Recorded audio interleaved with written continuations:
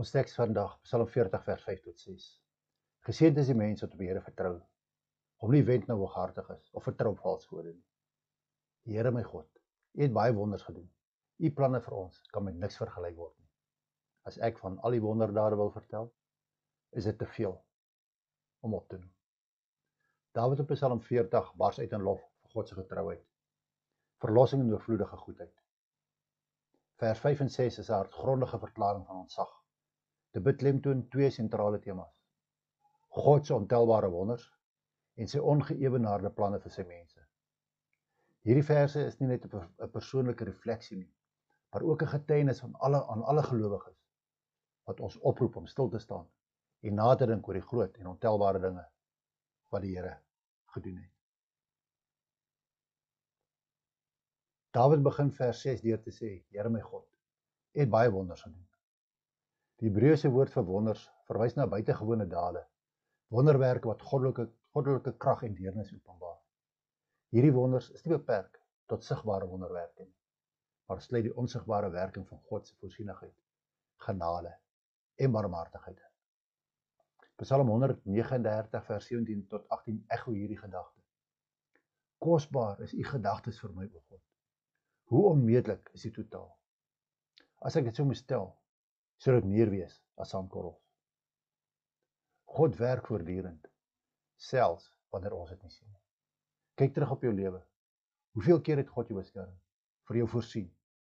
Het hy jou deur moeilike oomblikke gelei? Die waarheid is dat ons nie almal kan tel nie. Sy vingerafdrukke is oral, verweef van die weefsel van ons daaglikse lewe. Die vers gaan voort en sê, wanneer ek daarmee klaar is, sal ek nog steeds by U wees. God is nie ver of onverskillig nie. Hy is aktief betrokke by ons lewens. Sy planne is groot en intiem.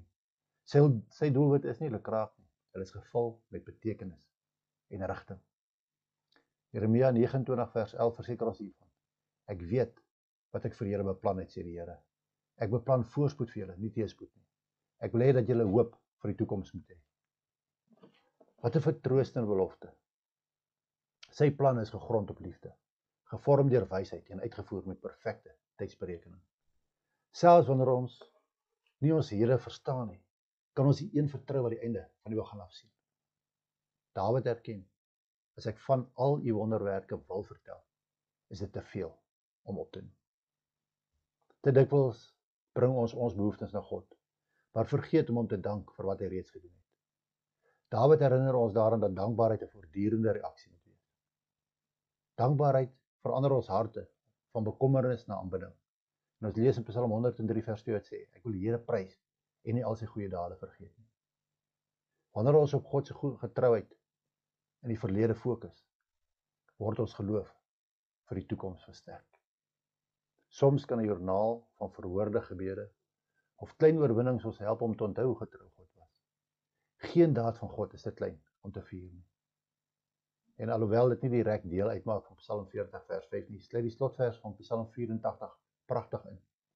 Dit lees, Here Almagtige, gelukkig is hy wat op U vertrou. Wanneer ons God se wonders en planne erken, is die natuurlike reaksie vertroue. Vertroue is nie passief nie. Dit is 'n houding van die hart wat sê, God, selfs wanneer ek nie verstaan nie, glo ek U is goed. Dawid het God vertrou deur beproewinge, verraad en woestynseisoene. Sy vertroue was nie op sy omstandighede nie. Dit was nie daarop gegrond nie, maar op God se onveranderlike natuur. Psalm 40 vers 5 roep ons op om stil te staan en na te dink oor die omvang van God se wonders en die persoonlike aard van sy planne.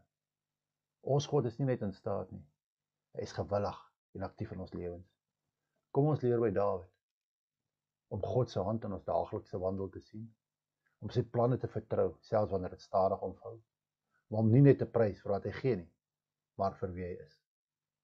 Soos ons in dankbaarheid terugkyk, word ons bemagtig om vorentoe te beweeg in vertroue.